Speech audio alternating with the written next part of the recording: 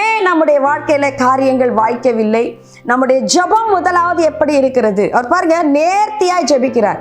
ஜெபத்துல ஜெபிக்கும் போது என்ன காரியம் கேட்கிறோமோ அதை சரியாய் நேர்த்தியாய் இப்படிதான் கேட்க வேண்டும் என்று நேர்த்தியா கேட்க வேண்டும். பாருங்க, அந்த பத்தேயு என்ற குருடன் வழியருகே உட்கார்ந்து இருக்கிறான்.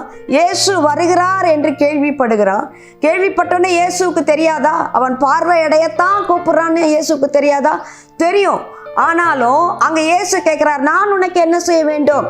வேற ஒண்ணுமே கேட்கல. ஆண்டவரே, நான் பார்வையடைய வேண்டும். அந்த ஜபத்தை பார்த்தீங்களா? நான் பார்வையடைய வேண்டும். வேற எதுவுமே பேசல. ஆண்டவரே, நான் இத்தனை வருஷமா பிறவிலேருந்து நான் குருடனா இருக்கேன், பிறவிலேருந்து நான் பிச்சை எடுத்துட்டு இருக்கேன், என் வாழ்க்கையே போச்சு, நான் குருடன் என்ற அந்த மேல் வஸ்திரத்தை கொடுத்து எனக்கு முத்திரை கொடுத்து உட்கார வச்சுட்டாங்க, என் வாழ்க்கை பூரா இப்படி ஆயிடுச்சு, நான் இவ்வளோ கஷ்டப்படுறேன், நான் இவ்வளோ நெருக்கப்படுறேன், நான் இவ்வளோ கண்ணீர் விடுறேன்.